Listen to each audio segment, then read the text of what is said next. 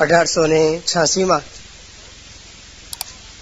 જેઠ સુધી દસમને દિવસે શ્રીજી મહારાજ સ્વતંત્ર થકા પંચભૂતનો દેહનો ત્યાગ કરી સ્વધામ પધાર્યા. ત્યાર પછી બધા જ સંતો હરિભક્તો શ્રીજી મહારાજ સ્વધામ ગયા હોવાથી શોકાતુર હતા. દરેકને મહારાજનો વિરહ પીડતો હતો. 1 મહિના સુધી સંતો કંઈ ને કંઈ લીલા ચરિત્રો કે શ્રીજી મહારાજ આમ વાત કરતા, શ્રીજી મહારાજે આવી રીતે આ લીલા કરી, આમ અલગ અલગ વાતો કરતા હતા. 1 મહિના પછી ગોપીનાથજીના દરબારમાં મંદિરની બહાર જ ઘુમ્મટમાં એક મોટી સભા થઈ.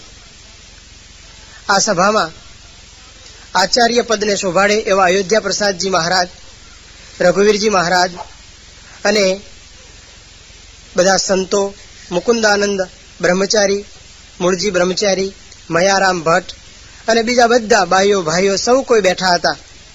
સૌ કોઈ વિચાર કરતા હતા કે ભગવાન શ્રીજી મહારાજ તો અક્ષરધામમાં પધાર્યા, હવે આપણું શું? એમાં કોઈકે વાત કરી કે સત્સંગી જીવન ગ્રંથ શતાનંદ મુનિએ લખ્યો છે અને શ્રીજી મહારાજના જીવન ચરિત્રોનો છે.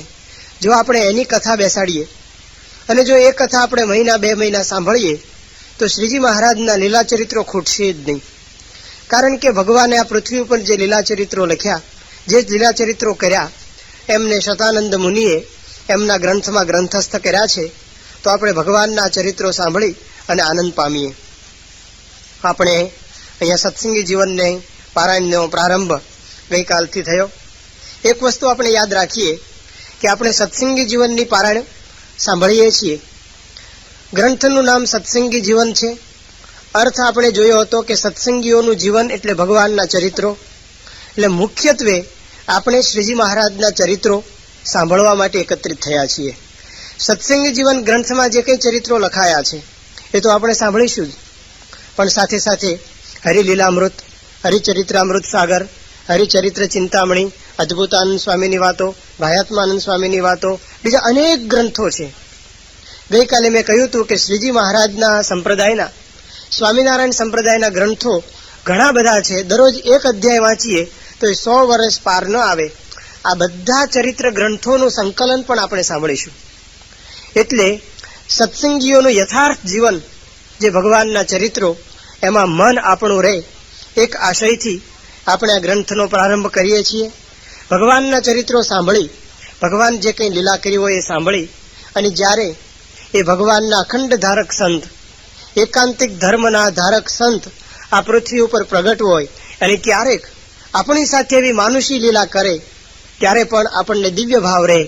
આ એક જ આશયથી આપણે શ્રીજી મહારાજના મનુષ્ય ચરિત્રો, દિવ્ય ચરિત્રો, પ્રાકૃત ચરિત્રો, અલૌકિક ચરિત્રો, માનુષી ચરિત્રો, જે કંઈ ચરિત્રો છે એ બધા જ આપણે ગાન કરવા યોગ્ય છે. શ્રીજી મહારાજના થોડાક ચરિત્રોનું ગાન કરી આપણે કથાને આગળ ધપાવીએ. એક વખત શ્રીજી મહારાજ ભાલ દેશમાં વિચરતા હતા. ભાલ દેશમાં ગાંફ નામનું એક ગામ છે. આ ગામમાં ગોવિંદ પટેલ નામના હરિભક્ત રહે. ગોવિંદ પટેલ કંઈ કામ પ્રસંગે બળદને લઈ અને બળદને પાણી પાવા માટે ગામની બહાર ગયા. સૌરાષ્ટ્રના ગામડાઓમાં ઢોરને પાણી પાવા માટે બહાર એનું પાણીનું સ્થાનક હોય અને અવેડો કે એમાં પાણી પાવા માટે બળદને લઈને ગયા. એમાં ગામને પાદર એમણે જોયું કે શ્રીજી મહારાજ માણકી ઘોડી ઉપર સવાર થઈ અને કંઈક જઈ રહ્યા છે. એમને થયું કે મારે ગામને પાદરથી ભગવાન શ્રીજી મહારાજ જતા હોય તો મારે ઘેર પધરાવવા. એમણે મહારાજની ઘોડીની સરક પકડી. મહારાજને કહ્યું કે મહારાજ, આપ મારે ઘેર થઈ અને ત્યાર પછી તમે આગળ જજો. શ્રીજી મહારાજે કહ્યું કે રહેવા દો, અમારે આગળ ઘણું કામ છે, આગળ હરિભક્તો રાહ જુએ છે અને આગળ તમે અમને જવા દો તો સારું, પંથ ઘણો કાપવાનો છે. પણ ગોવિંદ પટેલ 1 ના 2 ના થયા. નહીં મહારાજ, તમે પધારો જ. શ્રીજી મહારાજ એમને ઘેર ગયા. ઘેર જઈ શ્રીજી મહારાજને ખાટલા ઢાળી દીધા, ઉપર સારા મજાના ચાદર પાથરી દીધી, મહારાજને બિરાજમાન કર્યા અને બૂમ પાડી, પટલાણી લાપસી કરજો. મહારાજ પધાર્યા છે, પણ પટલાણી કંઈક જુદી માટીના હતા. એને ગોવિંદ પટેલ સાથે બનતું જ નહોતું. એટલે એને ખબર પડી કે આ લાયા છે, એટલે એને સીધું અંદરથી જ શરૂ કરી દીધું. એણે કહ્યું કે તમે તો આવા હાલી જ નીકળ્યા છો ને ગમે તે બાવાને લઈ આવો છો ને ભાન પડતી નથી ને ટાણું કટાણું જોતા નથી ને અત્યારે લાપસી ક્યાં કરવી ને ઘરમાં આમ નથી ને તેમ નથી ને કેટલી વખતથી તમને કહું છું ને તમે લાવી દેતા નથી ને એનું પ્રવચન ચાલુ થઈ ગયું. પટેલ મૂંઝાયા કે એક બાજુ મહારાજને હું પરાણે લાવ્યો છું અને હવે અહીંયા ધર્મ સંકટ આવ્યું, મને લાપસી બનાવતા આવડતી નથી અને આવડે છે એ તૈયાર નથી, હવે કરવું શું? શ્રીજી મહારાજ બહુ ચતુર હતા, ભગવાન હતા, પણ એટલા બધા તૈયાર હતા કે પરિસ્થિતિ પારખી ગયા કે પરિસ્થિતિ આખી બદલાઈ ગઈ છે. મહારાજ ઉભા થયા. શ્રીજી મહારાજ પોતે રસોડામાં ગયા અને આ જે પટેલના પત્ની રોટલા ઘડતા હતા, રોટલા બનાવતા હતા, એ પાસે જઈ મહારાજ કે ઓહો તમે તો કેશવ પટેલની દીકરી કે, અને કેશવ પટેલની દીકરી એટલે અમારી દીકરી. એના બાપનું નામ દીધું એટલે એ સ્ત્રી ટાઢી પડી ગઈ. હો કે મહારાજ તમે મારા બાપુજીને ઓળખો છો? મહારાજ કે હું તારી 7 પેઢીને ઓળખું. મહારાજે નામ દેવા માંડ્યા કે તારા બાપ કેશવ પટેલ ને, એના બાપ નારાયણ પટેલ ને, એના બાપ શિવા પટેલ ને, એના બાપ હરખા પટેલ ને શરૂ કરી દીધું. એ તો ખુશ થઈ ગયો, હો મહારાજ આ તમે બહુ સારું થયું, તમે અહીંયા પધાર્યા, મારો ધણી જેવો છે, એ નફટો છે, એ નકટો છે, જુદું શરૂ થયું. મહારાજ તમે જમીને જ જાઓ. અને આગ્રહ કરી શ્રીજી મહારાજને લાપસી જમાડ્યા. લાપસી બધું ઘણી રસોઈ બનાવી, મહારાજને જમાડે. મહારાજ જમ્યા પછી પેલા તો બહુ આગ્રહ કરે. હવે કોણ આગ્રહ કરે છે? ગોવિંદ પટેલના પત્ની. નહીં મહારાજ તમે રોકાઈ જાઓ. મહારાજ કે દીકરી મારે ઘણું કામ છે, આગળ જવાનું છે, એટલે મારે રોકાવાશે નહીં, એમ કહી મહારાજ બહાર પધાર્યા. પટેલ ત્યાં બહાર ઉભો હતો, એ તો અંદર ગયો જ નતો, એ તો બહાર જ હતો. મહારાજને કે મહારાજ માફ કરજો, ભૂલ થઈ ગઈ. મહારાજ કે હવે ફરી બોલાવતા નહીં, અત્યારે જ સમાધાન કર્યું, પણ ભવિષ્યમાં કંઈક પ્રશ્ન ઉભો ના થાય, એટલે આવું તમારે કરવું નહીં. એટલે મહારાજ ઘણી વખત આવા પણ સમાધાન કરાવી અને હરિભક્તોને રાજી કરવા પડતા. એક વખત શ્રીજી મહારાજ પીપલાણામાં બિરાજતા હતા. નરસિંહ મહેતા શ્રીજી મહારાજના હરિભક્ત, પહેલા નરસિંહ મહેતા નહીં હો, જુનાગઢ વાળા એ જુદા. નરસિંહ મહેતા નામના આ પીપલાણામાં હરિભક્ત શ્રીજી મહારાજના હતા. મહારાજ જયારે નીલકંઠ વર્ણી વેશે પીપલાણા પધાર્યા ત્યારે પણ નરસિંહ મહેતાને ઘેર રહેલા. એ નરસિંહ મહેતાના નાના ભાઈ રૂકમઈ, એના ભાઈનું નામ, નાના ભાઈને પંચાળાના રૂકમઈ બાઈ સાથે લગ્ન કરેલા. હવે બન્યું એવું કે એનો નાનો ભાઈ મૃત્યુ પામ્યો, એટલે એના ભાઈની વહુ જે રૂકમાઈ બાઈ, એને ભાગ તો આપવો જ પડે, પણ ભાગ આપે નહીં. એટલે આ જે રૂકમાઈ બાઈ, એનું બીજું નામ લાડકી બા હતું, એને મહારાજને ફરિયાદ કરી કે મહારાજ કે આ મારા જે દિયર છે કે જે જેઠ છે એ મને આપતા નથી, ભાગ આપતા નથી. મહારાજ કે તું અમને લખી આપ, પછી અમે એની પાસે જ લઈ લઈશું. એટલે અમને થયું કે હવે આમાં જાય એમ છે, કઈ આવવાનું છે નહીં. એટલે મિયાજી ખાવા બેઠા હતા, એમાં કૂતરું રોટલો લઈ ગયો. મિયાજી પાછળ તો પડ્યા પણ પહોંચ્યા નહીં, એટલે કે જાઓ હવે અલ્લાહ લેખે, કારણ કે હવે રોટલો પાછો આવે એમ તો હતો નહીં. એમ આ લાડકીબાઈએ વિચાર કર્યો કે ભાગ પાછો આવે એમ તો છે નહીં, એટલે મહારાજને લખી દઈએ, જે આવે તો મહારાજને ખાતે. એટલે શ્રીજી મહારાજને એમણે લખી દીધું.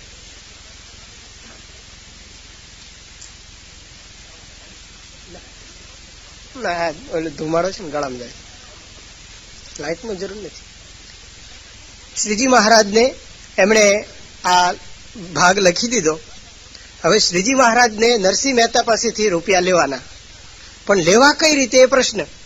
એટલે એક વખત કોઈ હરિભક્ત આવ્યો અને કઈ મેંગલોર બાજુથી, સાઉથ ઇન્ડિયાથી આવતો હશે, શ્રીજી મહારાજ માટે સોપારી લઈ આવ્યો.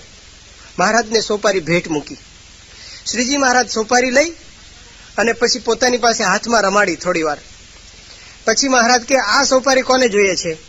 હવે પ્રસાદીની સોપારી હોય, પ્રમુખ સ્વામી મહારાજ જાહેરાત કરે કે આ રૂમાલ કોને જોઈએ છે, તો કોણ ના પાડે? એટલે બધા હરિભક્તો કે મહારાજ મને આપો, મહારાજ મને આપો, મહારાજ મને આપો, બધા બોલવા માંડ્યા. નરસિંહ મહેતો કે મહારાજ મને આપો. મહારાજ કે એમ નહીં, પેલા બોલો કોણ કેટલા રૂપિયા આપશે. ચાલુ કર્યું. નરસિંહ બધા શરૂ થતા થતા નરસિંહ મહેતા કે મહારાજ હું 100 રૂપિયા આપું. મહારાજ કે એમ કરો, આપણે રૂપિયા નથી જોતા તમારા, પણ આપણે છે ને બ્રાહ્મણોને 84 કરવી છે, તો જે કઈ સીધું થાય એ અત્યારે તમે આપો, પછી અમે તમને જે થાય એ પૈસા પાછા આપી દઈશું. નરસિંહ મહેતાને થયું વાંધો નહીં, સીધું આપ્યું. રસોઈ બધી બની, બ્રાહ્મણો 6 મહિના સુધી જમ્યા. 6 મહિના 100 રૂપિયામાં જમાઈ ગઈ, એટલે 100 રૂપિયા લીધા જ નહીં. અને 6 મહિના સુધી બ્રાહ્મણો જમ્યા અને યજ્ઞ પૂરો થયો. મહારાજ કે નરસિંહ મહેતાની જય. નરસિંહ મહેતા કે કાં? કે તમારા ખાતે. પણ શાનું? હતા કે લાડકીમાંનું આપતા નથી એ. કે અરે મહારાજ તમે તો કાળિયો મને છેતરી ગયો, ઘણું બોલાય. પણ પછી તો કઈ થાય એમ હતું. ઘણી વખત આવું પણ મહારાજ કરે. લાડુબા મહારાજની રસોઈ બનાવે. એવી રીતે જેતલપુરના ગંગામાં પણ મહારાજની રસોઈ બનાવે. બંને રસોઈ બનાવે, બંને સાથે ના હોય. શ્રીજી મહારાજ જયારે ગુજરાતમાં હોય ત્યારે ગંગામાં બનાવે, અને મહારાજ સૌરાષ્ટ્રમાં હોય ત્યારે લાડુબા બનાવે. ક્યારેક સમયામાં બંને ભેગા પણ થાય. તો મહારાજ ગુજરાતમાં જાય એટલે એમ કે લાડુબા જેવી રસોઈ બનાવે છે એવી તમને આવડતી નથી, ગંગાબાની ચાવી ચડાવે. અને પછી જયારે સૌરાષ્ટ્રમાં જાય ત્યારે લાડુબાની ચાવી ચડાવે કે ગંગામાના જેવા દાળ ભાત એવા તમને બનાવતા ના આવડે. પછી બે ભેગા થયા સમયામાં કે તમે કઈ રીતે બનાવો છો, મહારાજને કેમ જમાડો છો, પેલા કે તમે કેમ બનાવો છો. બેની હાજરીમાં મહારાજે કાર્યક્રમ શરૂ કર્યો કે તમને આવડે એવું તમને ના આવડે, તમને આવડે તમને. બેને ઝઘડાયા. પછી પોતે હસે. પેલા બે, કારણ કે રસોઈની પોતાના વખાણ ન થાય અને પોતાની હાજરીમાં બીજાના વખાણ થાય એ કઈ રીતે, અને રસોઈની બાબતમાં એ તો શક્ય જ નથી. મહારાજે થોડી વાર બંનેને એમનામ ઝઘડાયા, પછી શાંત પાડ્યા. આવું પણ મહારાજ ગમ્મત ઘણી વખત કરતા. એક વખત શ્રીજી મહારાજ વરતાલમાં બિરાજતા હતા. એમાં વરતાલની પાસે ગુલતાન નામનું કઈ ગામ છે. એનો મહંત શ્રીજી મહારાજનો બહુ દ્રોહી, મહારાજનો વિરોધ બહુ કરે. મહારાજને ખબર પડી કે આ મહંત આપણો વિરોધ બહુ કરે છે. સુરા ખાચરને કે સુરા કે આપણે ગુલતાન જઈશું. પણ કે મહારાજ આપણે તો ત્યાં જઈએ પણ પેલો બાવો આપણને મારશે, કારણ કે આપણો વિરોધી છે. મહારાજ કે જુઓ આપણને કોઈ ન મારે, આપણે છે ને રામકૃષ્ણનું ભજન કરવાનું. હું હિન્દુસ્તાની ભાષા બોલીશ અને 3 ટીલાવાળા ગોપીચંદનનું તિલક કરવાનું. આપણે જે તિલક કરીએ એવું નહીં કરવાનું, કે 3 ટીલાવાળું ગોપીચંદનનું તિલક કરવાનું. સંતો જે સારા હોય તાકાતવાળા એટલા જ સાથે લેવાના. મળદાલ હોય, એકટાણા કરતા હોય, દાણા પાણા કરતા હોય, એ બધા ના ચાલે. કઈ કઈ ચાલે ત્યાં જવાનું, મોરચે જવાનું ત્યાં. મહારાજ કે સંતો બધા સારા હોય અને લેવાના, અને બધા તમે કાઠીઓ બધા સાથે. અને સંતોને કહી દીધું કે તમારે નરસિંહ અને મીરાના ભજન ગાવાના, બીજા કોઈ પ્રગટના નહીં ગાવાના, આ ભજન ગાવાના. અને આ કાર્યક્રમ મહારાજે કર્યો. શ્રીજી મહારાજ પહોંચ્યા ગુલતાન. રામકૃષ્ણ હરિ હરિ, રામકૃષ્ણ હરિ હરિ ભજન કરે. અને ત્યાં જે ગયા મહંતને થયું કોઈ જમાત આવી લાગે સાધુની. એટલે મહારાજ કે અમે અયોધ્યા બાજુથી આવીએ છીએ અને અમે સાંભળ્યું છે કે કાઠિયાવાડમાં જીવન મુક્તા પ્રગટ થયા છે, તો જીવન મુક્તા કો નિકાલને કે વાસ્તે આયે હે. બાવો તો ખુશ થઈ ગયો. ઓહો, કે હું કેટલા દિવસથી તમારી રાહ જોતો હતો અને તમે ક્યાં હતા, મેં તો કેટલી તમારી રાહ જોઈ કે કોઈક આવે અને જીવન મુક્તાને આપણે બે ભેગા થઈને પાડીએ, દૂર કરીએ. મહારાજ કે વાંધો નહીં, હવે આપણે આવ્યા છીએ, આપણે બધો પ્લાન ઘડીએ. અને પેલો તો ખુશ થઈ ગયો. એક દાડો દૂધપાકપુરીની રસોઈ, બીજે દાડે જલેબીની રસોઈ, ત્રીજે દાડે માલપુવાની રસોઈ. અહીં રસોઈ ચાલુ થઈ. સંતો નરસિંહ મહેતાના અને મીરાબાઈના ભજન ગાય. 15 દિવસ કાર્યક્રમ ચાલ્યો. પછી મહારાજ છેલ્લે દિવસે કે સુરાપા હવે આપણે કહીશું કે મહારાજ પણ એમ ના કહેવાય કે આ બાવાનું 15 દાડા ખાધું છે. શ્રીજી મહારાજ કે સંતોને કે તમે બધા છે ને વહેલા નીકળી જાઓ. એટલે એમને 3 વાગે ત્યાંથી મોકલી દીધા પહેલા, કારણ કે સાધુઓને હથિયાર ઉપાડવાના હોય નહીં. એટલે સાધુઓને કહ્યું તમે બધા જતા રહો. સંતો બધા જતા રહ્યા. પછી સવારમાં આમ મહારાજ સ્નાન વિધિ બધું કરી અને પછી બાવા પાસે આવ્યો. એટલે કે અમે પોતે જીવન મુક્તા છીએ, જય સ્વામિનારાયણ. અને બાવો ખીજાણો કે હે જીવન મુક્તા 15 દાડા મારું ખાઈ ગયા. અને બરાબર ખીજાણો. એના ચેલાઓ શસ્ત્રો લેવા ગયા ને, સુરાપાએ ભાલો બતાવ્યો, જોયો કે આ ગજના કે તારો હગો નહીં થાય. બધા શાંત થઈ ગયા અને મહારાજ ને ઘોડેસવારો બધા ત્યાંથી નીકળી ગયા, જય સ્વામિનારાયણ કરી અને ત્યાંથી ઉપડી ગયા. તો આવું પણ ક્યારેક શ્રીજી મહારાજ કરી બેસતા. ત્યારે આ બધી લીલાઓ સાંભળીને થાય બાવાને છેતરે, ફલાણાને છેતરે. ભગવાન છે ને બધી રીતે સમર્થ છે. એ કોઈ પણ રીતે એ જીવનું સારું કરવા માટે કંઈ ને કંઈ કરતા હોય. તો આવા ભગવાનના દિવ્ય ચરિત્રો એને આપણે અહીંયા સાંભળવાના છીએ. તો અહીંયા આપણે સત્સંગી જીવન ગ્રંથનો હવે પ્રારંભ કરીએ છીએ. ગ્રંથની શરૂઆતમાં ગ્રંથના લેખક એની થોડી વાત મહિમા આવે છે. એમાં શ્રીજી બ્રહ્મર્ષિ સુવ્રત નામના ઋષિ હતા. અહીંયા ગ્રંથકાર લખે છે, બ્રહ્મર્ષિ સુવ્રતસ્તત્ર ભક્ત આસીદ હરેર મહાન સ્વધર્મ જ્ઞાન વૈરાગ્ય શાંત્યાદિ ગુણમંડિત. કે સુવ્રત મુનિ શ્રીજી મહારાજે સાધુ, બ્રહ્મચારી અને પાળા 3 ત્યાગીના પ્રકાર બનાવેલા. 3 પ્રકારના ત્યાગીઓ હતા. સાધુ એટલે તો તમે જુઓ છો, આને કહેવાય સાધુ. બ્રહ્મચારી એટલે બ્રાહ્મણો હોય એ જ ફક્ત બ્રહ્મચારી બને. એ બ્રહ્મચારી હોય એ નીચે સફેદ વસ્ત્ર પહેરે, ધોતિયું, અને ઉપર ભગવું ધોતિયું ઓઢે, એને કહેવાય બ્રહ્મચારી. અને પાર્ષદ તો તમને ખ્યાલ છે કે પાર્ષદ હોય એ જે સફેદ કપડાં પહેરે. એટલે સાધુ, બ્રહ્મચારી, પાળા 3 મહારાજે બનાવેલા. એમાં સુવ્રત નામના બ્રહ્મચારી એનો અહીંયા વાત ચાલે છે કે બ્રહ્મર્ષિ સુવ્રત એક હતા. હવે બનેલું એવું કે એક વખતે જગન્નાથપુરીમાં શ્રીજી મહારાજના એક હરિભક્ત ફરતા ફરતા પ્રતાપસિંહ રાજા જગન્નાથપુરીમાં ગયેલા. સુવ્રત મુનિ પણ શ્રીજી મહારાજના પરમ ભક્ત હતા, શતાનંદ મુનિના શિષ્ય હતા, અને શ્રીજી મહારાજ એમણે આપેલ ફળફૂલ ગ્રહણ કરતા હતા. સુવ્રત મુનિને 3 કાળનું જ્ઞાન હતું, છતાં પણ નિર્માની હતા. શ્રીજી મહારાજની સમીપમાં રહીને ભગવાનના દિવ્ય ચરિત્રો નિહાળી કૃતકૃત્ય થયા હતા. શ્રીજી મહારાજ ધામમાં ગયા ત્યારબાદ શતાનંદ મુનિની આજ્ઞાથી એ તીર્થોમાં ફરતા ફરતા જગન્નાથપુરી આવ્યા. અહીંયા જગન્નાથપુરીમાં ભગવાન જગન્નાથની મૂર્તિના દર્શન કરે, ચક્રતીર્થમાં સ્નાન કરે, અને સાધુ સંતો અથવા મુમુક્ષુઓ આવ્યા હોય અને ઉપદેશ આપે. આ રીતે સુવ્રત મુનિ ત્યાં વસતા હતા. એમાં એક વખત એવું બન્યું કે ગુજરાતના સિંહ જેવા પ્રતાપી રાજા પ્રતાપસિંહ ત્યાં આવ્યા. એમને સુવ્રત મુનિને જોયા. એમને લાગ્યું કે 8 પ્રકારના સ્ત્રી અને ધનના ત્યાગી તો ખરેખર આ જ છે.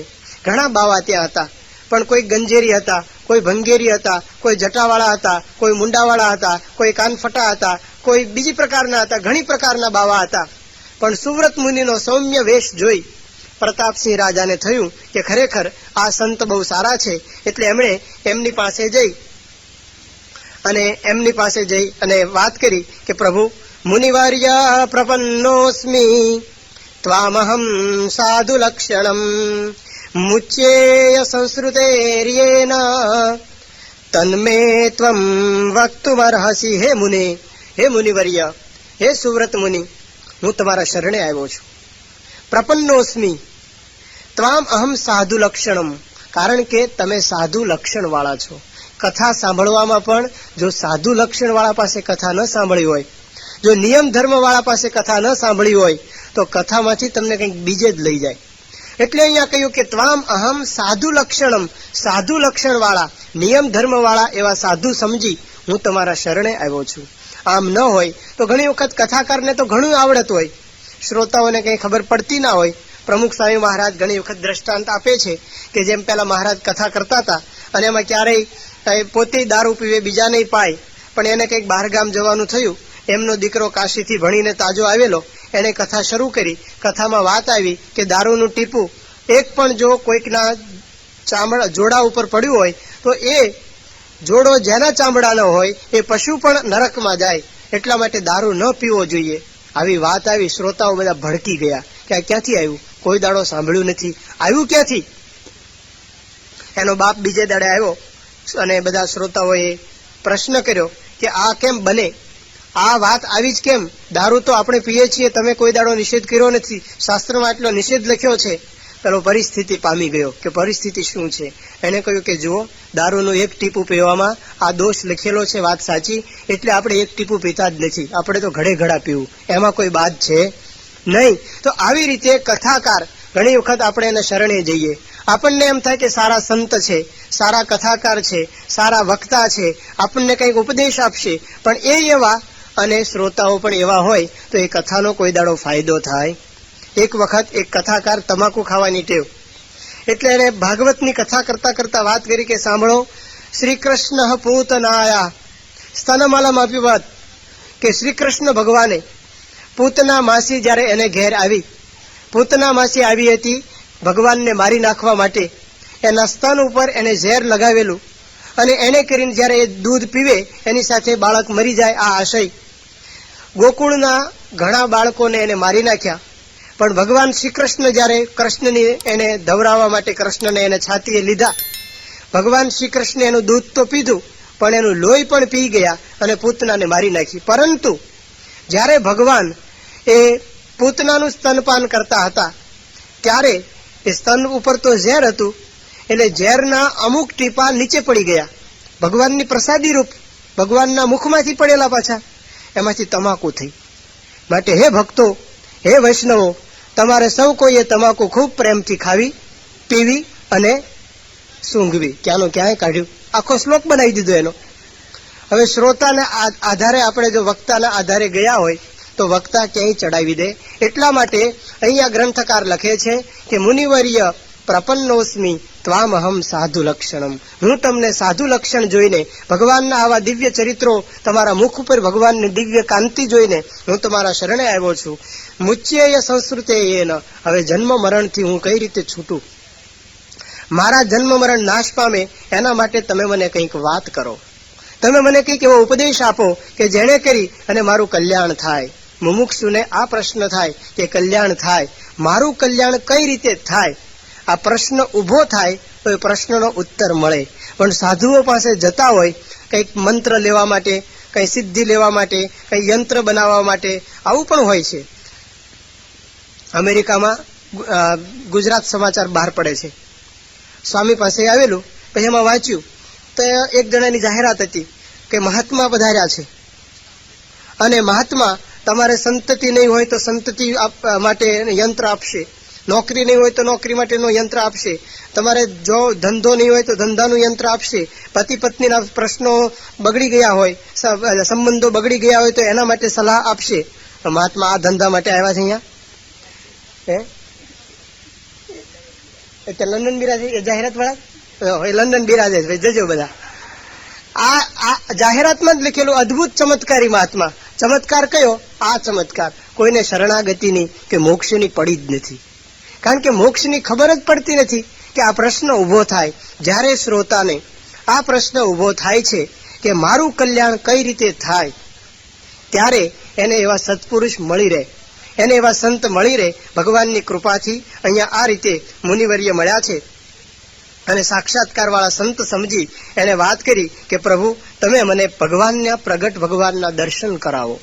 કારણ કે એને ખબર હતી કે સુવ્રત મુનિના હાથથી ભગવાન ફળફૂલ જમે છે, સુવ્રત મુનિના હાથથી ભગવાન દૂધ પીવે છે, સુવ્રત મુનિ જ્યારે ઈચ્છે ત્યારે ભગવાન દર્શન આપે છે, સુવ્રત મુનિ જ્યારે ઈચ્છે ત્યારે ભગવાન એનો હાર અંગીકાર કરે છે. તો આવા સંત સમજી એણે પોતાનું જીવન એમને સમર્પણ કર્યું અને વાત કરી કે મને પ્રગટ ભગવાનના દર્શન કરાવો.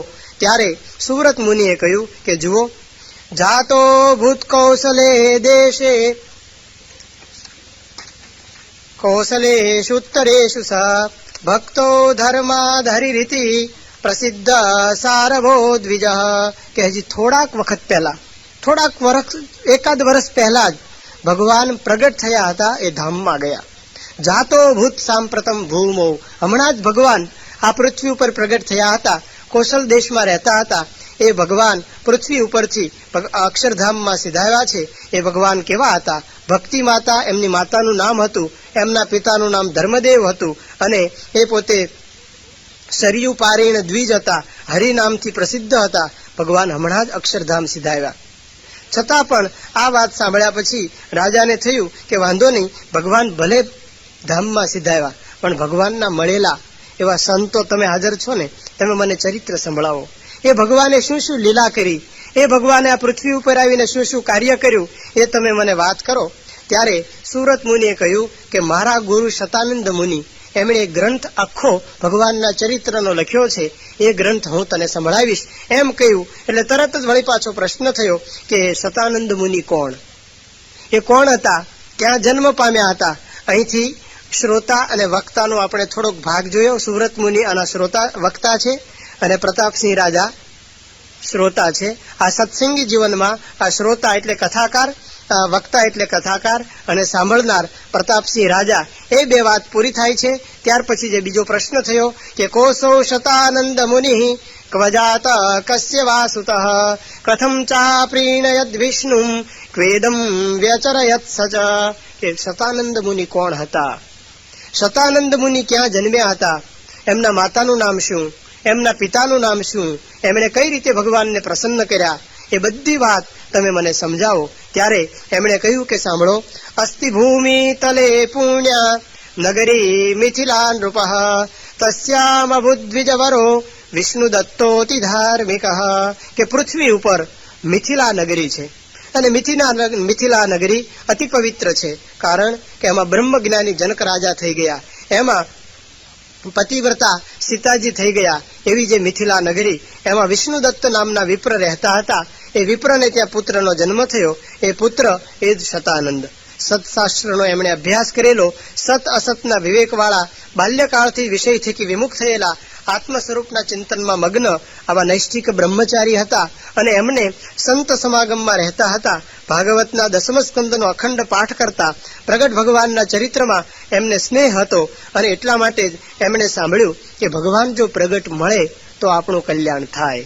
એમને સમાચાર જાણવા મળ્યું કે પ્રગટ ભગવાન વગર કોઈ દિવસ કલ્યાણ થશે નહીં, માટે ભગવાન પ્રગટ શોધવા. દરેક શાસ્ત્રોમાં આ વાત તો આવે જ છે કે ભગવાન પ્રગટ જોઈએ, મૂર્તિ નહીં ચાલે. એણે કહ્યું કે ભગવાન પ્રગટ ક્યાં હશે, ક્યાં મને ભગવાન મળે. શાસ્ત્રો વાંચતા વાંચતા એને ખબર પડી કે ભગવાન તો બદ્રીનાથ બદ્રીધામમાં બિરાજે છે. ગઈકાલે વિવેક સાગર સ્વામીએ બદ્રિકાશ્રમ અને બદ્રીનાથ બે અલગ વાત કરી હતી કે ભગવાન તો ત્યાં બિરાજે છે, તો ત્યાં મારે જવું. એમ વિચાર કરી અને ફરતા ફરતા ફરતા હરદ્વાર ઋષિકેશ થઈ બદ્રિકાશ્રમ પધાર્યા. બદ્રિકાશ્રમમાં નરનારાયણનું મંદિર છે અને બીજા બધા 5 તીર્થો છે. એમાં સાવરણી શિલા છે, ઘણી બધા તીર્થો છે. એમાં ફરતા ફરતા બદ્રિકાશ્રમમાં એકાત્રીજને દિવસે પહોંચ્યા. એમણે વિચાર કર્યો કે બદ્રીધામ તો ક્યાં હશે ખબર નથી, પણ ભગવાન બદ્રિકાશ્રમમાં પણ બિરાજતા હોય છે. હું તપ કરું, ભગવાન મને દર્શન આપે અને ત્યાર પછી મારો મોક્ષ થાય, એ આશયથી એમણે ત્યાં તપ શરૂ કર્યું. અને એ તપ કઈ રીતે કરતા, તો એમાં લખે છે કે કંદમૂળ ખાતા, પ્રગટ ભગવાનનો વિચાર કરતા અને શ્રી કૃષ્ણ ભગવાનના ચરિત્ર ગ્રંથ 10મ સ્કંદનું અનુસંધાન રાખતા. કારણ કે એમને ખબર નહોતી કે અત્યારે કોણ પ્રગટ છે. એને એટલી ખબર હતી કે આ પહેલા કૃષ્ણ ભગવાન થયા. એટલે શ્રી કૃષ્ણ ભગવાનના ચરિત્રો એવી રીતે મન એમાં રાખતા હતા. 6 મહિના સુધી આવી રીતે શતાનંદ મુનિએ તપ કર્યું. અને પ્રબોધિની એકાદશીને દિવસે નારાયણે એમને દર્શન આપ્યા. નારાયણે દર્શન આપ્યા ત્યારે નારાયણે એમને કહ્યું કે બોલો, તમે જે માગો એ હું તમને આપીશ. આમ જ્યારે વાત કરી ત્યારે એમણે કહ્યું કે સાંભળો, કે મારે કોઈ વસ્તુ આપની પાસે જોઈતી નથી, પરંતુ આપ મને આપની પાસે રાખો.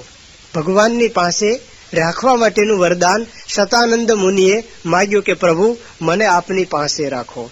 દરેક વ્યક્તિએ આ એક આપણે વિચારવાનું છે કે ભગવાનને આપણી પાસે રાખીએ. ભગવાનને આપણે પ્રાર્થના કરીએ કે પ્રભુ, હે સ્વામી પ્રમુખ સ્વામી મહારાજ, તમે તમારી પાસે રાખજો. હવે આપણને બધાને પાસે રાખે તો જ્યાં જાય ત્યારે લઈ જાય, ક્યાં પહોંચાય. પણ પાસે રાખજો એટલે કે આપણા અંતરમાં, આપણા વ્યવહારમાં, આપણા દરેક કાર્યોમાં ભગવાનને અને પ્રમુખ સ્વામીને આપણે આગળ રાખીએ તો ભગવાનને પાસે રાખ્યા જ કહેવાય. પણ શતાનંદ મુનિને તો સાક્ષાત ભગવાનની સેવા કરવી હતી, પાસે રહેવું હતું. એટલે એમણે કહ્યું કે મને આપની પાસે રાખો અને ત્યાર પછી આપ જેમ આજ્ઞા કરશો એમ હું કરીશ. મારી ઈચ્છા છે કે આપના ગુણગાન મારે ગાવા છે. અને વાત કરી કે ત્યારે ભગવાને એને વરદાન આપ્યું કે જુઓ, અમારા પણ ઈષ્ટદેવ, અમારા પણ કારણ, અનેક અવતારોના કારણ એવા અવતારી ભગવાન પુરુષોત્તમ નારાયણ અત્યારે આ પૃથ્વી ઉપર વિરાજમાન છે. અને વર્તમાન કાળે એ ઉત્તર દેશમાં પ્રગટ થયા અને પશ્ચિમ પંચાળ દેશમાં દુર્ગપુરમાં અત્યારે બિરાજમાન છે. એટલા માટે એની પાસે તું રહેજે અને તારું કલ્યાણ થશે. આગળ ભગવાન એમ કહે છે કે મદીય ગુણગાનેચ્છા વર્તતે તવ હૃદયતઃ તસ્ય મે ત્વં ચરિત્રાણામ ગ્રંથ કરતા ભવિષ્યતિ. શતાનંદ મુનિને ભગવાન વરદાન આપે છે કે તારી ઈચ્છા એવી છે કે મારા ગુણગાન તારે ગાવા છે, તો જરૂર હું તને વરદાન આપું છું કે પુરુષોત્તમ નારાયણ અમારા પણ કારણ એ જે ગઢડામાં અત્યારે જન્મ પામ્યા છે એમના તું ગુણગાન ગાજે. અમારા ગુણગાન એમાં આવી ગયા એમ એમણે વાત કરી. અને ત્યાર પછી એ એમણે આ વાત કરી અને ત્યાર પછી શતાનંદ મુનિ બદ્રિકાશ્રમમાંથી નીચે ઉતરી, હિમાલય નીચે ઉતરી અને ફરતા ફરતા ફરતા ફરતા પશ્ચિમ દિશામાં ચાલ્યા. ગુજરાતમાં આવ્યા. ગુજરાતમાં અમદાવાદમાં આવ્યા અને અમદાવાદમાં એને જોયું કે બ્રાહ્મણો બધા કંઈક તૈયાર થઈને જાય છે. પૂછ્યું કે ભાઈ શું છે આ બધા, તમે આનંદમાં છો અને આમ બધા જાઓ છો? કે ડભાણમાં સ્વામિનારાયણ યજ્ઞ કરે છે અને બ્રાહ્મણો જમાડે છે એટલે અમે જઈએ છીએ. બ્રાહ્મણો માટે આ સિઝન કહેવાય. યજ્ઞ કે કંઈક થતું હોય તો એ લોકોને માટે આ એક સારામાં સારી સિઝન કહેવાય. શ્રાવણ મહિનો એની સિઝન કહેવાય. એમ આવા જયારે ઉત્સવ હોય, ભોજન સમારંભ હોય એટલે બ્રાહ્મણો ખુશ થઈ જાય. કારણ કે મોદક પ્રિયા ખલુ બ્રાહ્મણા, લાડુ મળે. જોકે અત્યારના આધુનિક બ્રાહ્મણો બદલાઈ ગયેલા હોય છે, પેન્ટ શર્ટ પહેરનારા, પણ એ વખતે બ્રાહ્મણો જો લાડુ જુએ તો બીજું કંઈ માગે જ નહીં. અને એમાંય એમ કહેવાય છે, અમારે જે બ્રાહ્મણ સંતો છે સિદ્ધેશ્વર સ્વામીને વાત કરે કે અમે જયારે પહેલા અમારા દાદા સાથે, મહિપતભાઈ સાથે અમે જયારે નાતમાં જમવા જઈએ ને તો હારે અથાણું લઈ જઈએ. કારણ કે લાડુ તો એ લોકો આપે. હવે લાડુ જો લુખો ખાઈએ તો ગળા નીચે ના ઉતરે અને દાળ પીએ તો એટલી જગ્યા વધારે રોકાય. એટલે અથાણું સાથે ખાતા જઈએ એટલે વધારે જગ્યા પણ ના રોકે અને લાડુ બરાબર ખાઈ શકાય. મુખવાસ કોઈ ખાતો હોય તો રોકે. મુખવાસ શું ખાય? લાડુ ખાને. મુખવાસ પણ ખાવા ના દે. જ્યાં સુધી ખવાય ત્યાં સુધી લાડુ ખાવા, એવો એક બ્રાહ્મણોનો અત્યંત શું કહેવાય પ્રિય ભોજન એક લાડુ ગણાતું એ વખતે. એક ખાલી વાર્તા સાથે પ્રસંગ એક કહી દઉં. એક વખત અમદાવાદમાં કોઈ તમારા જેવો કોઈ લંડનથી કોઈ શ્રેષ્ઠી ગયો હશે અને એમને ભૂદેવ પ્રિય હતા. બ્રાહ્મણોને બહુ એને આમ મહિમા કે આપણે બ્રાહ્મણોને જમાડવા. અને એ વખતે બ્રાહ્મણો એવા અતિ પવિત્ર હતા એટલે એને થયું બ્રાહ્મણોને આપણે જમાડવા. એટલે બધા બ્રાહ્મણની ચોરાસી કરી, બ્રાહ્મણોને જમાડ્યા, ખૂબ જમાડ્યા, આ કંઠ જમાડ્યા, આ કંઠથી પણ વધારે જમાડ્યા. અને પછી જયારે તૃપ્ત થયા બ્રાહ્મણો ત્યારે કહ્યું કે હવે જે બ્રાહ્મણ 5 લાડુ જમે એને 25 રૂપિયા દક્ષિણા. બ્રાહ્મણને 2 વસ્તુ પ્રિય હોય, લાડુ અને દક્ષિણા. દક્ષિણા ના આપો તોય ના ચાલે, લાડુ ફક્ત આપો તોય ના ચાલે, 2 વસ્તુ એમને જોઈએ. એટલે 25 રૂપિયાની દક્ષિણા ઉપરથી આવી એટલે વળી કોઈ 5-10 જણા તૈયાર થયા, ચાલો ખાઈ નાખીએ. એટલે એમણે લાડુ ખાધા. પછી પેલા શ્રેષ્ઠી યજમાન કહે છે કે હજી કોઈ 2 લાડુ ખાઈ જાય તો એને 50 રૂપિયા દક્ષિણા. એટલે વળી કોઈ પાછા 5-2 જણા તૈયાર થયા કે હજી ખાઈ નાખીએ. 2 લાડુ ખાધા. એમ લોકોએ બહુ લાડુ એકદમ જમ્યા, ખૂબ જમ્યા. અને જમ્યા પછી એક વિપ્રો એમને ઘેર જતા હતા. એમાં જમનાશંકર ગંગાશંકર જતા હતા. એમાં વચ્ચે પેલે બજારમાંથી નીકળ્યા તો વાણિયાઓ દુકાને બેઠેલા. એમણે જોયું કે અહીંયા ગંગાશંકર જાય છે. ગંગાશંકરે એમનો જે ચેલો હતો, જાનકીદાસને ચેલા હોય ને બધા એવા, ગરબડદાસને, જાનકીદાસને, ભિખારીદાસને, એવો કોઈ ચેલો હશે. એને કહ્યું કે મારા પગમાં જોડા છે કે નહીં. એટલે વાણિયાએ વિચાર કર્યો કે આને એટલું બધું ખવાઈ ગયું છે કે નીચું જોઈ શકાતું નથી. એ કે ગંગાશંકર તમે બહુ જમ્યા કે નીચે દેખાતું નથી. એ કે જમ્યા જ છે જમનાશંકર, પાલખીમાં લાવવા પડે છે, ચાલી પણ શકતા. અને થોડી વાર થઈને જમનાશંકર આમ બેઠેલા, આંખો ફાટી ગયેલી, માંડ માંડ શ્વાસ લેતા હતા. પાલખી પસાર થઈ. વાણીઓ કે જમનાશંકર બહુ જમ્યા. એ કે જમ્યા જ છે શિવશંકર, ત્યાં ને ત્યાં અગ્નિ સંસ્કાર કરવા પડ્યા. કારણ કે એટલું બધું જમાઈ ગયું કે આગળ પણ અહીં આવી શકે એમ છે. આવી પરિસ્થિતિ થયેલી. એટલે બ્રાહ્મણો આ કંઠ જમતા. એટલે આવી રીતે જયારે અમદાવાદમાં સમાચાર મળ્યા કે ડભાણમાં યજ્ઞ થઈ રહ્યો છે અને ભગવાન સ્વામિનારાયણ બ્રાહ્મણો જમાડે છે, એટલે બધા બ્રાહ્મણો અબોટિયા પહેરી અને એ બાજુ જતા હતા. શતાનંદ મુનિએ પૂછ્યું કે બધા ક્યાં જાઓ છો? કે ડભાણમાં યજ્ઞ છે અને ત્યાં અમે જઈએ છીએ. એટલે એને થયું કે ડભાણમાં છે શું? એ કે સ્વામિનારાયણ જગન કરાવે છે. એ સ્વામિનારાયણ કોણ? એ કે ભગવાન છે. એને લાઈટ થઈ. બદ્રીનાથ ભગવાને વાત કરેલી કે ભગવાન પ્રગટ થયા છે અને એ તને પશ્ચિમ દેશમાં વળશે. એટલે એ પણ સાથે ડભાણ ગયા. ડભાણમાં શ્રીજી મહારાજના દર્શન કર્યા. મહારાજમાં આસક્ત થયા. શ્રીજી મહારાજ તો એમને ઓળખતા જ હતા, આ વ્યક્તિ કોણ છે. મહારાજે એમને પાસે રાખ્યા, દીક્ષા આપી અને અષ્ટાંગ યોગ એમણે સિદ્ધ કર્યો. પછી શ્રીજી મહારાજને એમણે કહ્યું, પ્રભુ મને આપની પાસે રાખો, મારે આપના ચરિત્ર ગ્રંથો લખવા છે. એટલે શ્રીજી મહારાજે એમને કહ્યું કે આયાહિ ત્વમ મયા સાકમ દુર્ગપત્તનમુત્તમમ, કે તું મારી સાથે દુર્ગપુરમાં આવ અને ત્યાં અને તારા માટે વ્યવસ્થા કરી દઈશું. એટલે પછી એ ત્યાં ગઢડા પધાર્યા. ગઢડા શ્રીજી મહારાજે એમને વ્યવસ્થા બધી કરી આપી. મહારાજના ચરિત્રો એમણે લખ્યા અને એ ગ્રંથ તૈયાર થયો. એ ગ્રંથનું નામ છે સત્સંગી જીવન. આ સત્સંગી જીવન ગ્રંથ એમણે બધા વિદ્વાનોને બતાવ્યો, સંતોને બતાવ્યો અને ત્યાર પછી શ્રીજી મહારાજને પણ બતાવ્યો. શ્રીજી મહારાજ ખૂબ પ્રસન્ન થયા. એવો આ સત્સંગી જીવન ગ્રંથ શતાનંદ મુનિ જેવા પવિત્ર મુનિ જે શ્રીજી મહારાજના નંદ પરમહંસ એમના હાથથી આ લખાયેલો છે.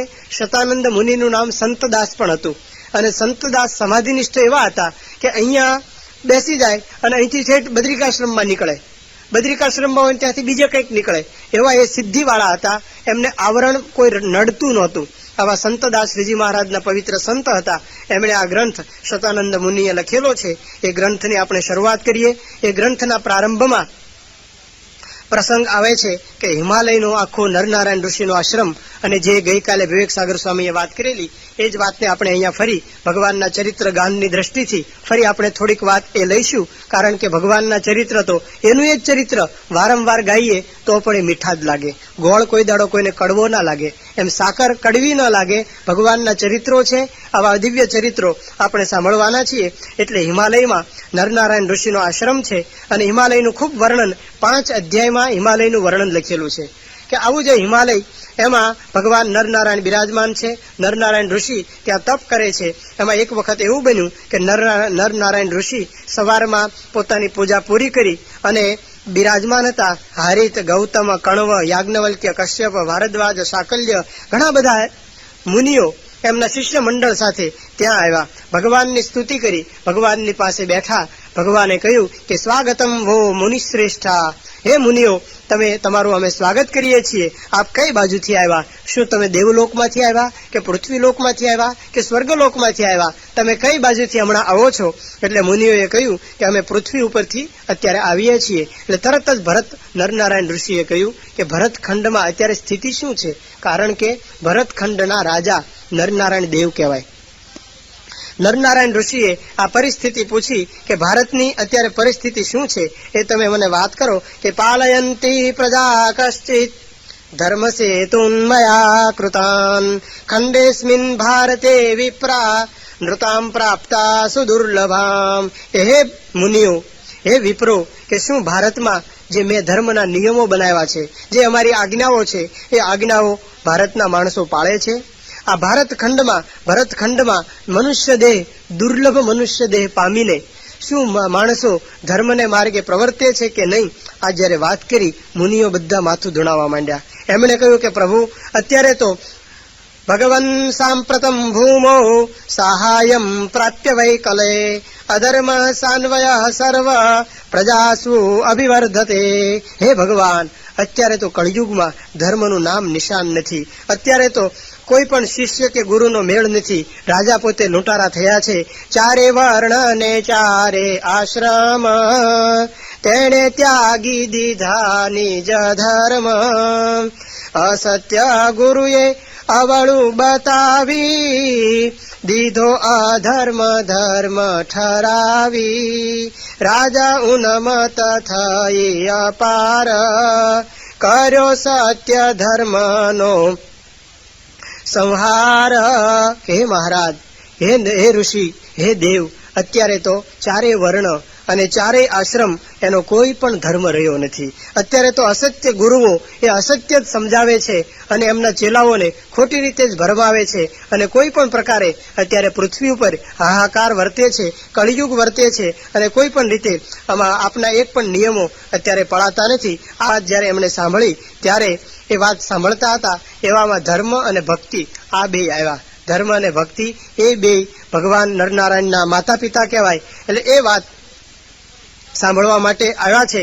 એટલે નરનારાયણ ઋષિ ઉભા થઈ માતા પિતાને પ્રણામ કર્યા અને ધર્મ અને ભક્તિ મૂર્તિ દેવી એ પણ એમની બાજુમાં બિરાજમાન થયા. વળી કળિયુગની વાત આગળ ચાલી કે કળિયુગમાં અત્યારે તો કેવી પરિસ્થિતિ છે કે ગુરુઓ, શિષ્યો એ બધા 5 પ્રકારના 5 મકારનું સેવન કરે છે અને એમ કહે છે કે 5 મકારનું સેવન કરે એનો મોક્ષ થાય. 5 મકાર એટલે શું? મત્સ્ય, માછલી, મુદ્રા એટલે એક પ્રકારનું પીવાનું સાધન આવે. મત્સ્ય, મુદ્રા, મૈથુન, મદ્ય અને માંસ, આ 5 જે એ ખાવા અને એ જે પીવે, માંસ ખાય, મત્સ્ય ખાય, મુદ્રા અને મૈથુન અને પછી આવ્યું પાંચ વસ્તુનું જે પાલન કરે છે એનો મોક્ષ થાય છે, આવું અત્યારે પૃથ્વી ઉપર ચાલી રહ્યું છે. એટલે આવી જયારે વાત એક પછી વાત ચાલતી હતી, દરેક ઋષિઓ ભગવાન નરનારાયણ ઋષિની આ વાત, ઋષિઓ પોતે નરનારાયણ ઋષિને આ વાત કરતા હતા, મુનિ પણ એક મનથી સાંભળતા હતા. એક રીન આમ સંપૂર્ણ સભા થઈ ગયેલી. એ વખતે સુલભ કોપ, હાઈલી ઇન્ફેમેબલ દુર્વાસા ઋષિ ત્યાં પધાર્યા. કોઈને ખબર નથી કે દુર્વાસા અહીંયા આવ્યા છે. બધા કથા સાંભળવામાં પડ્યા હતા. દુર્વાસા ઋષિ એક ઘડી ત્યાં ઉભા રહ્યા, કોઈએ સન્માન કર્યું નહીં. અને આ જયારે વસ્તુ જયારે જોઈ, દુર્વાસાથી રહેવાનું નહીં, એકદમ ખીજાઈ ગયા, ભયંકર ખીજાઈ ગયા. અને કેવા ખીજાણા એનું શાસ્ત્રોમાં વર્ણન લખ્યું છે. દિશે ક્રોધે ભર્યા લાલ ડોળા, ધીખતા જેવા લોઢાના ગોળા લાલ કર્યા હોય એવી એમની આંખના ડોળા લાલ થઈ ગયા. ભ્રકુટી ભયંકર થાક, જાણે શંભુનું હોય પિનાક. ડસે હોઠ દિશે વિકરાળ, જાણે કોપીઓ સાક્ષાત કાળ. ક્રોધે થર થર ધ્રુજે શરીર, જાણે ઉછળે સાગર નીર. રોમ ઉભા થયા અંગે એવા, હોય લોહના ગરજા એવા. જાણે જગતનો કરશે વિનાશ, કાં તો દેશે ત્રિલોકીને ત્રાસ. દુર્વાસા ઋષિની ભયંકર આવી પરિસ્થિતિ થઈ ગઈ. લોકોએ જોયું કે હો આ દુર્વાસા ઋષિ આવ્યા છે, બધા ધ્રુજવા માંડ્યા. અને એ વખતે દુર્વાસા ઋષિએ કહ્યું, અહો કાલ વિપર્યાસો येन सन्मार्ग वर्तना प्रवृत्ता कापथे संति भग्नसे तव उन्मदा. કે અહો આ કાળ કેવો વિપરીત આવ્યો છે. અમને તો એમ હતું કે ભારત ખંડમાં જ આ વિપરીત કાળ છે. ભારત આમ ઉતારો દૂર હતો, ખાવામાં થોડુંક વ્યવસ્થિત નહોતું, પાસ મળેલો નહીં. આ બધું થાય ને ત્યારે આપણને સમયો ખરાબ લાગે. બીજા હરિભગતને પૂછે સમયો કેવો, સર્વોપરી.